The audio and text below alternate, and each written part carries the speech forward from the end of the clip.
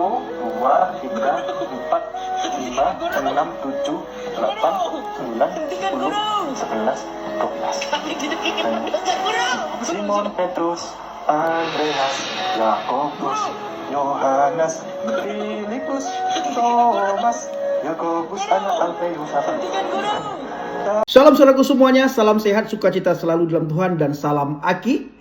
Aku kabarkan Injil keselamatan. Ketemu lagi dengan saya, Evangelis Avraham Effendi Usman. Bagaimana kabar Bapak Ibu semua? Tentu luar biasa. Yes, wow, kita itu sangat istimewa. Bapak Ibu, kita ini benar-benar orang yang sangat istimewa. Kenapa istimewa? Yang pertama, kita adalah orang-orang yang dipilih oleh Tuhan. Bukan kita yang memilih Tuhan, tetapi kata Alkitab, Tuhanlah yang memilih kita.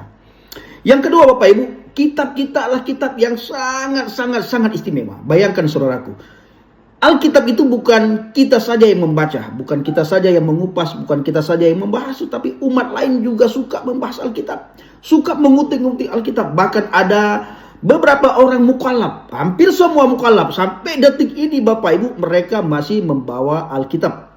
Masuk masjid, masuk musala, masuk surau, diundang ke podcast, diundang ke menasa-menasa, diundang ke masjid-masjid untuk buat pengajian yang dibahas Alkitab. Jadi Injil bukan saja masuk gereja, tetapi Injil juga masuk ke tempat ibadah umat lain. Luar biasa bukan? Nah Bapak Ibu, saya ingin mengajak kita semuanya untuk menyaksikan bagaimana seorang mukallaf dengan ciri khasnya yang selalu mencocok logikan bahwa bla bla bla bla bla bla bla. Wow.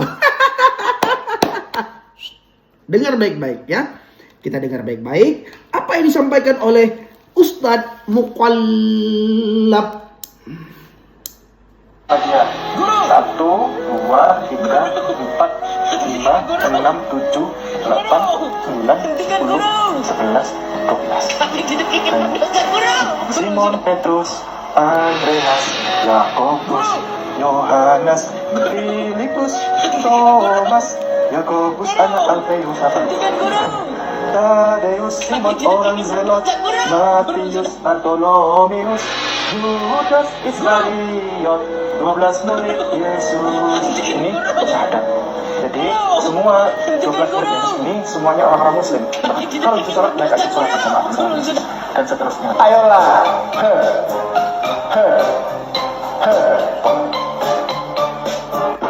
Dulu ke Muhammadiyah. 1.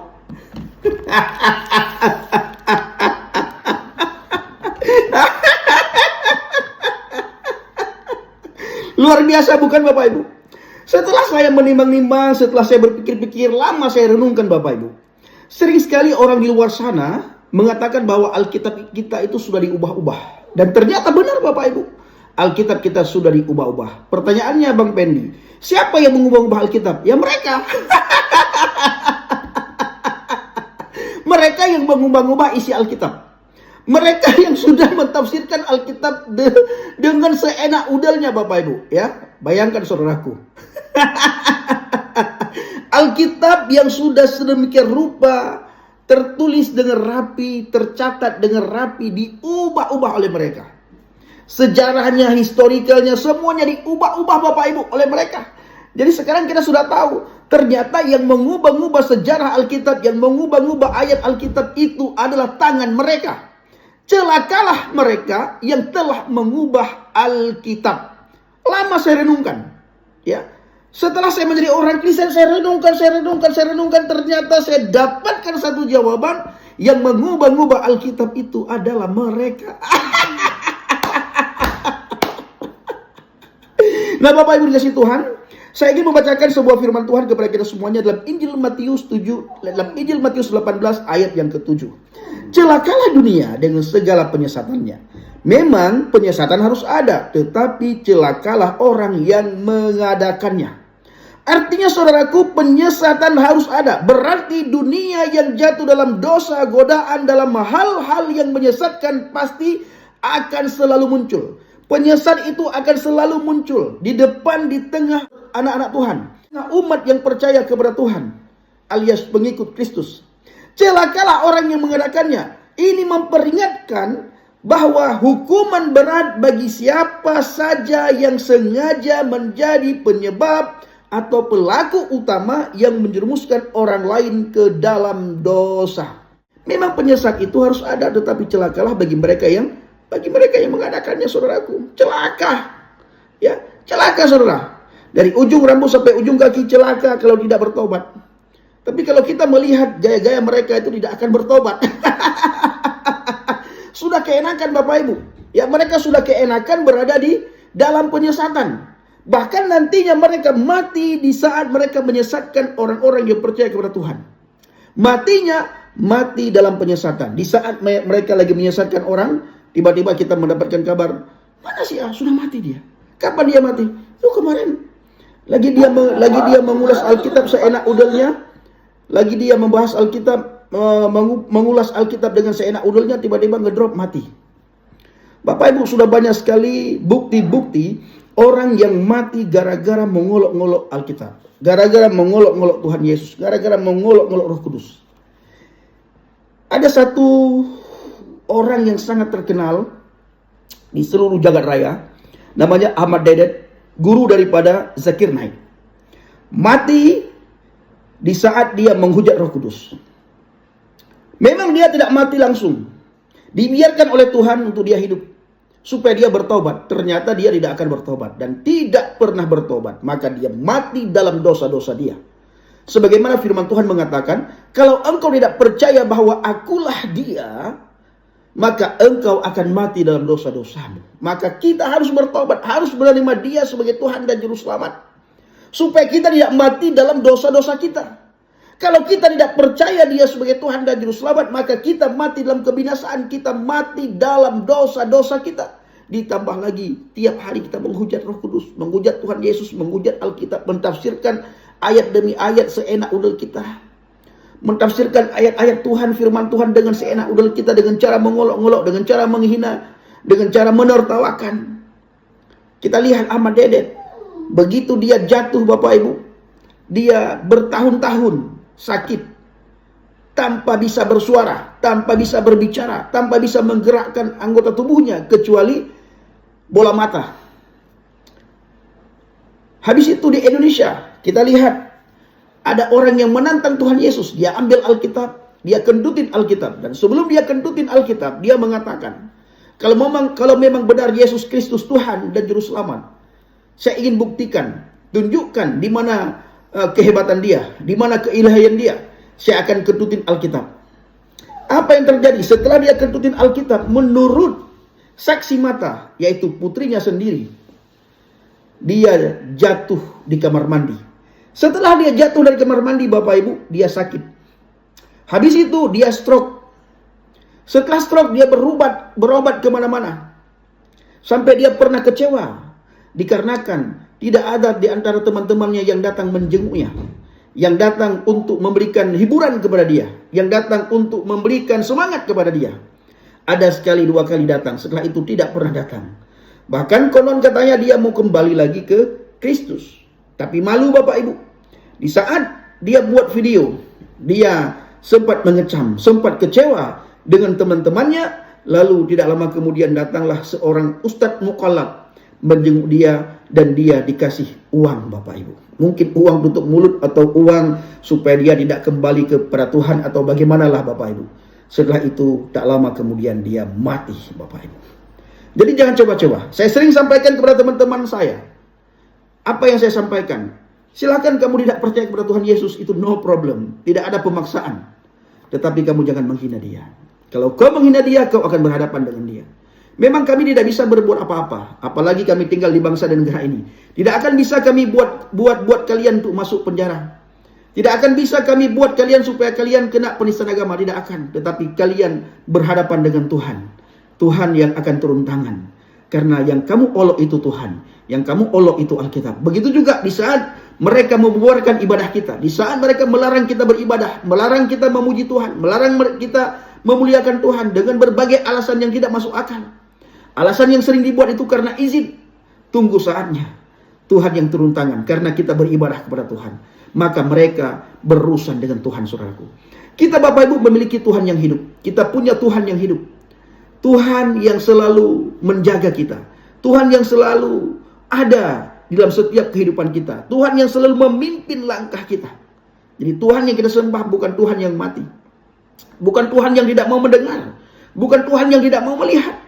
Tuhan yang kita sembah adalah Tuhan yang maha hidup. Dia maha mendengar. Dia maha melihat. Di saat kita berdoa, dia dengar suara kita. Dia dengar doa kita. Di saat kita meminta, dia dengar apa yang menjadi kebutuhan kita, Bapak Ibu. Maka kita sudah semestinya bersehati. Kita kompak anak-anak Tuhan. Supaya setiap apa yang terjadi di bangsa dan negara ini kita bawa ke hadapan Tuhan. Dan kita akan melihat Tuhan yang turun tangan, saudaraku. Nah, Bapak Ibu kasih Tuhan, para pencinta Kristus, para pengikut Kristus yang setia, saya ingin mengajak kita semuanya supaya kita sungguh-sungguh di dalam Tuhan. Supaya kita selalu berada di atas fondasi iman yang benar. Dan sebelum saya tutup, saya ingin membacakan dalam firman Tuhan dalam Injil Matius 18 ayat yang ke-7. Celakalah dunia dengan segala penyesatannya. Memang penyesatan harus ada, tetapi celakalah orang yang mengadakannya. Celaka. Ini bukan sekedar pengingat. Ini adalah ancaman bagi mereka yang melakukan penyesatan. Ancaman. Karena di situ dikatakan celakalah bagi mereka yang mengadakannya, alias bagi mereka yang melakukan penyesatan. Segala cara mereka lakukan untuk menyesatkan anak-anak Tuhan. Maka kita harus bisa memposisikan diri kita supaya kita selalu berada di atas fondasi iman yang benar. Nah, terima kasih saudaraku. Kiranya video ini bisa menguatkan iman kita, bisa memberikan juga penghiburan kepada kita. Kita lihat bagaimana penyesat hari-hari ini berada di tengah-tengah anak Tuhan. Mereka mencoba untuk merayu anak-anak Tuhan dengan berbagai cara, dengan berbagai tipu daya dan upaya. Tetapi kita yang berpegang teguh pada firman Tuhan, yang selalu memposisikan diri kita berada di atas fondasi iman yang benar, kita tidak akan goyah. Karena pegangan kita adalah Alkitab. Kita lihat apa kata Alkitab. Kita baca apa kata Alkitab. Kita lakukan apa kata Alkitab. Dan kita renungkan apa kata Alkitab. Pegangan kita, pedoman kita, saya ulangi sekali lagi, Alkitab. Kita baca apa kata Alkitab. Kita lihat apa kata Alkitab. Kita dengar apa kata Alkitab. Kita renungkan apa kata Alkitab. Dan kita lakukan apa kata Alkitab. Di luar itu hanya sebatas pengetahuan. Jangan, tidak boleh kita jadikan sebagai pedoman hidup. Tidak boleh kita jadikan sebagai pegangan iman kita. Karena pegangan iman kita orang-orang yang percaya adalah Alkitab. Maka celakalah bagi mereka yang melakukan penyesatan. Kita lihat Bapak Ibu, seperti yang saya bilang tadi. Sering sekali di sekitar kita, mereka menyampaikan bahwa Alkitab sudah diubah-ubah. Dan ternyata yang mengubah-ubah Alkitab itu adalah mereka, saudara. Oke, Bapak Ibu semuanya, saya ucapkan terima kasih kepada saudara yang selalu mendukung pelayanan Habaget, baik melalui doa, dana, motivasi, maupun support saudara semuanya. Lebih-lebih lagi saudara yang selalu membantu pelayanan yang kita lakukan di daerah pedalaman Mentawai. Puji Tuhan Bapak Ibu, banyak hal saya bersama dengan saudara saya Bang JDP lakukan di pedalaman Mentawai. Dan puji Tuhan, banyak mukallab kembali kepada Kristus, saudaraku. Dan kemarin kita juga sempat pelayanan ke daerah Riau, dari Riau ke Medan, dari Medan ke Aceh Timur, yaitu Langsa. Dan dari Langsa kami kembali ke Medan, dan di Medan kami buat persekutuan doa bersama dengan Muhtadin Aceh. Dan selanjutnya kami ke Tapanuli Utara, Tapanuli Selatan, dan kembali ke Riau. Dan saya kembali ke Tangerang. Bang JDP saat ini ada di Riau bersama dengan keluarga melakukan pelayanan di seputaran Riau. Nah Bapak Ibu, doakan pelayanan kami, baik lewat doa, dana, motivasi maupun support saudara semuanya. Kami sangat membutuhkan doa saudara. Kami sangat membutuhkan support saudara. Kami sangat membutuhkan bantuan saudara. Kami juga selalu berdoa supaya saudara selalu dalam lindungan Tuhan, dijauhi dari segala mara bahaya, celaka, musibah, sakit, penyakit, maupun dari hal yang tidak kita inginkan. Apapun yang Bapak Ibu lakukan, apapun yang Bapak Ibu kerjakan, kiranya Tuhan buat berhasil. Sehingga dengan keberhasilan itu, nama Tuhan dipermuliakan, nama Tuhan ditinggikan dan diagungkan. Terima kasih. Assalamualaikum warahmatullahi wabarakatuh. Salam Aki. Aku kabarkan Injil keselamatan. Bapak Yahweh Bishim Adonai Yesus HaMashiach. Berwah Kudus memberkati kita semua. Haleluya. Amin. Salam. Terima kasih.